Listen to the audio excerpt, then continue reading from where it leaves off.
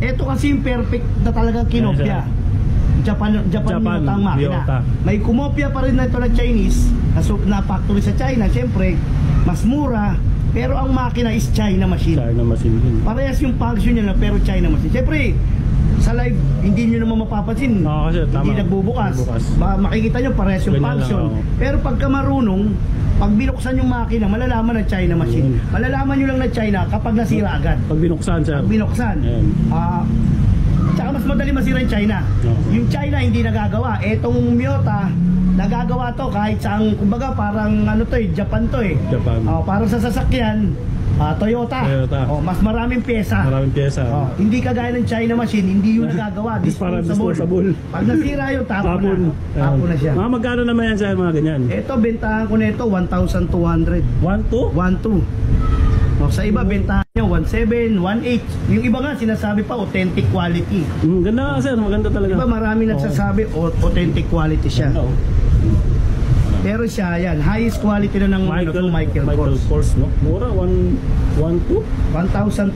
Kapag medyo maganda-ganda pa kuha ko, mababa 1,100, kaya pang bigay. Ayun di ba? 1,200. May sagara pa palang ibibigay siya. 100 ka pang balat. Pero iba, 1,500. Talaga 1,500 benta ko yan. Hanggang 1,100 kaya natin bigay. Kaya ibigay, may mga bawas pa pala yun sir. Bawas pa yan. Ito sir, ano naman itong isa na to? Ito naman is Tudor. Tawag dito, Tudor Chrono. Tudor Chrono Panda. Automatic siya mga boss. O yan, automatic siya. Ang automatic mga idol, kadalasan nag-lower ito. Magaganda rin na machine ang nilalagay. O kadalasan yan, automatic. Mas maganda matic, hindi ka napapalit ng battery. Pero ito naman, yung kaha naman, same sa original ko, stainless na rin. Hindi siya chrome, hindi siya nagtatarnish, hindi siya nagpipade. Ayan na yan, lifetime. Ang kadalasan magiging problema mo lang naman sa automatic yung makina. Wala kang iba magiging problema sa kaha niyan, kundi yung makina lang. Mga magkano naman yan sir, mga ganyan? Ito price range nito sa iba sa online, kung saan marketplace, kung saan pa man. Bentahan nito nasa 6,000, 5,000. Mahal, no? Ayan. Pero dito sa inyo? Dito sa akin, makukuha mo 2,800. 2,800, di ba? Mura nga, di ba? Pero sa ano sir, di ba marami niya sa mga Green Hills, mga ganyan? Sa Green Hills, ang bentahan nito nasa 7,000. 7,000, no? 7,000, hindi ka makakuha ng kagaya ng presyo ko, 2,000. Kaya kung ako sa inyo, puntahan niyo na to si Kuya Opit. Mag-PM kayo sa page niya. Mura to.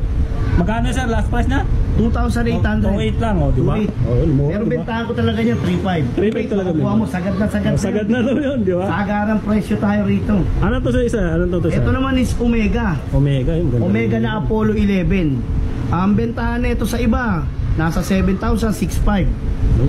Pero dito makukuha mo sa akin to siguro mga 2,800, 2,900. 2,800, no? Pag nag-sale ako, baka 2,500 maibigay ko pa.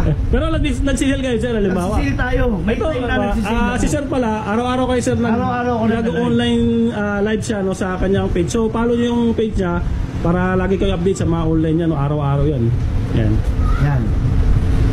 Mga magkano yan ganyan sir? Ito, bigay ko sa inyo, mga 2,800. 2,800, no? 2,800. Pero sa iba sir, magkano? 6,500, 7,500, 5,500. Siguro 4,000, 3,500, pinakamababa. Stainless yan, purong stainless. Mga high quality na yan. Magagandang quality na, hindi na sayang pera mo niya. Lalo't dito, hindi sayang pera mo, Miyota machine yan. Miyota machine. Yun ba yung magandaan sir na Miyota machine? Yun yung maganda talaga. Yan ang pinakamaganda sa peke. Kasi unang-una, maraming nagbebenta, hindi nila sinasabi yung totoo. Totoo. Basta makabenta lang yung iba, di ba? Tayo, dinidemo natin kung ano yung makina ng bibili. Yun ang kagandahan kay Kuya Opit, no? Sinasabi niya yung totoo para kahit mga viewers natin malaman nyo na fake or original. Di ba sir? Tama. Yan. Kaya yan, meron naman tayo dito, Oris. Ito Oris. Yan, kala mo naka-original ka na dyan. Peke ito ha, hindi ito original. Pagkamalan yung original to, peke ito. Miyota rin ang machine yan, stopwatch din yan. Stopwatch. Yun ang kagandahan ng Miyota. Kagandahan kasi ngayon na mas madalas kong pinipili ang makina Miyota. Para ang mga buyer, hindi sayang yung pera. Pero alam ng mga marunong tumingin ng relo, pag Miyota, maganda, alam nila magandang quality. Makina. Ayun. Kasi ito, kumbaga ito pinakamurang original na machine, Miyota. Miyota. Japan. Diba? Kaysa bibili ka ng automatic. Sir. Tapos bibili ka ng 20,000, 10,000. China naman yung machine. Yun lang. Sayang pera. Sayang ang pera. 20,000 pa man din, no? Kaya hanggat maaga sinasabi ko na sa mga buyer, lalo na yung mga bago, Kung ako bibili ng pangsariling gamit nyo, pili nyo yung Miyota machine. Miyota machine. The best yan. Diba? Bihirang-bihira. Pero may ano lang ako sir, may iba't ibang brand yan o kulay. Halimbawa, may iba. Iba't ibang brand. Para malaman lang yun, may iba-ibang kulay. Kaya ito, orange green, may blue, may black, ayun, may green. Ayun, may iba-ibang kulay pala siya. Ito yung mga sample lang yan, pero may mga branded dyan. Tapos may iba-ibang kulay pala na pwede niyang ibigay, no? Ano to sir na isa? Ito naman yung Grand Seiko ngayon. Grand Seiko. Ito naman sa automatic mga idol, ito yung pinakamagandang makina. Kasi ito original na NH36 na nilalagay na machine. Japan yan. Japan. Nakikita ito no sir? Opo yan. Ang makina nito NH36 original na Japan. Pero tong relo peki ito. Dahil ang original nito kalahating milyon. Kalahating milyon ang original yan. Grand Seiko. Magkano naman ganyan sir? Sa akin makukuha mo to 3.5. 3.5 no? 3,500. Pero sa iba sir magkano? 4,500, 5,000, 6,000. Mga online din tapos mga pwesto no? May pwesto. Tayo wala tayong pwesto. Bahay lang natin. Pwesto natin. Yun. Ano pa sir meron? Ito naman is IWC. Pares lang. IWC. Ayan o. Umaga nga sa original International Watch Company, Japan Miyota rin yung stopwatch. Okay, yung pala yung meaning ng IWC. Ayan ang meaning ng IWC, International Watch Company. Ayan o. All stainless din yan. Magandang quality rin yan. Original din machine ng Miyota. Miyota ang makina ha, mga idol. Hindi sayang pera mo. Mga magkano yan sir? Ito bibigay ko to siguro hanggang 2,700, 2,500. Pero ang bentahan talaga nito 6,500, 7,000. Yan o. Mura lang dito no? Sa divisorya ng mayayaman 6,500 yan. Yan.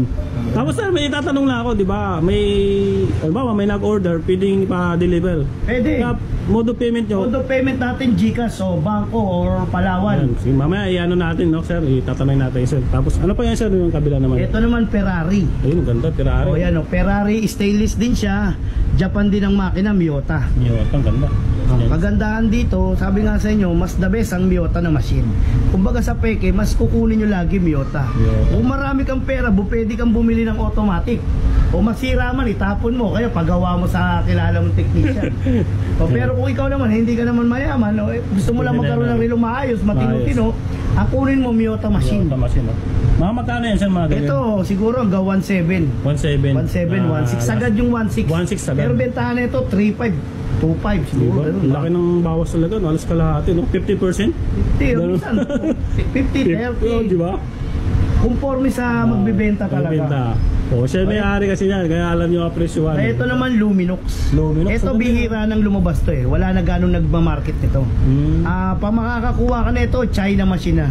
China. Etong hawak ko na to is, ang machine pa nito Swiss. Ronda ang machine nito. Swiss pa pala yung ano? Swiss pa ang makina niyan, Ronda.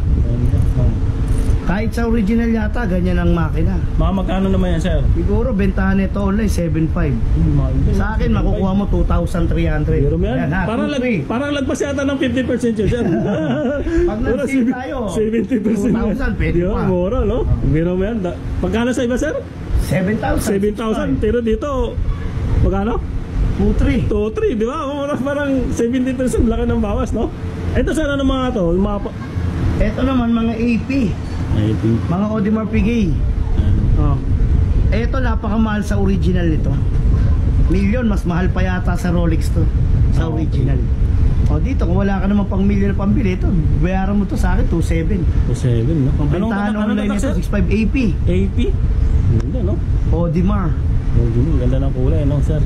Bentahan online 6,500, 7,000. Tapos dito sa'yo, makukuha mo 2,700, 2,500 lang, di ba? Ganda, no? All stainless na rin siya, Japan na rin machine. Japan machine. May automatic nito pero China machine. China. Ito naman is Patek Philippe. Ayan. Ayan, Patek Philippe. Suot ng mga celebrity, Patek Philippe. Automatic siya. Ayan, yung sinasabi ko sa inyo, China machine. China machine. Ayan yung China machine. Kadalasan sa China machine, kailangan mo siyang susian, rewind. Kunyari, yan, sinet mo. Ang technique sa automatic, ganyan susian mo, umandar. Pag umandar, o anting alog mo lang, maganda kondisyon ng relo. Pero pag pangit, medyo susian mo ng konti. I-rewind mo lang ng konti. Automatic pala yan, sir. Automatic. Magkano naman yan, guys, sir? Ito, bentahan nito, nasa 2,800, 2,700, 3,500. Sa iba, 3,500 Sa akin, makukuha mo 2,000. 2,000, di ba? Ayan, 2,000 pesos.